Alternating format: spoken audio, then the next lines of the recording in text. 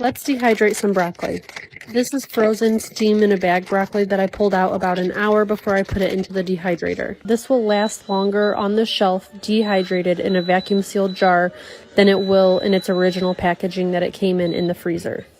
So now I'm just going to put all of my dehydrated broccoli into a jar, and then I'm going to condition it before I add it to my shelves. You want to leave this out on your counter wherever you're going to see it, and for about 5 to 7 days, and every day you're going to flip the jar. What this is going to do is it's going to shift around all the food, and it is going to create like condensation or any signs of moisture that may be still present in this food.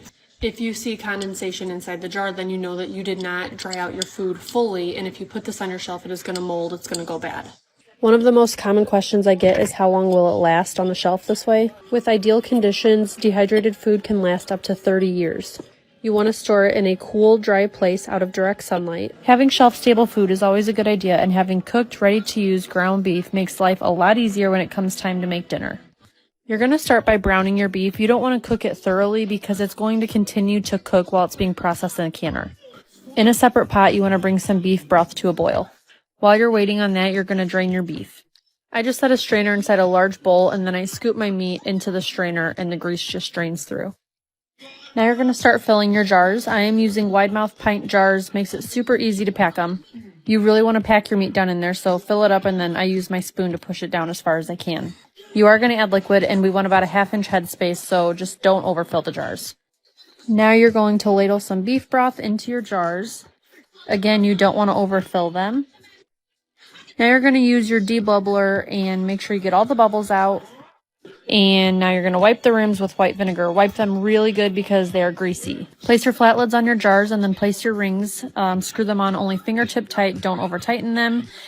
Next, you're going to add your jars to your canner. Do a splash of white vinegar to keep your jars from getting cloudy. Add as much water as your canner calls for, -3 quarts. Then you're going to put your lid on. Make sure it's nice and secure. Turn your stove on to high heat and let your canner vent for 10 minutes.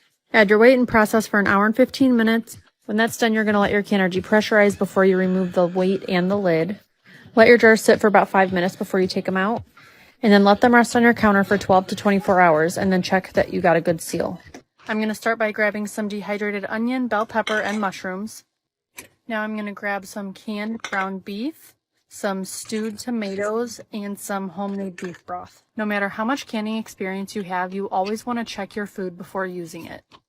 When you pop open your lid, you should hear a swish sound. You then want to smell your food and physically examine it for anything funny. I'm just combining all the ingredients that I showed you guys into a pot, a new fancy beautiful caraway pot, and then I'm just going to season it and cook it down for a while. Dehydrated food does take a little while to reconstitute, so when I'm adding it to soups, I cook it on low to medium and I let it simmer for quite a while.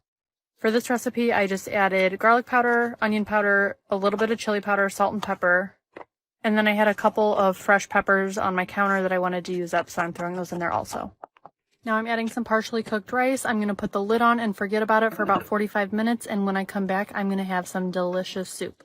And here you have it. If you try it, let me know.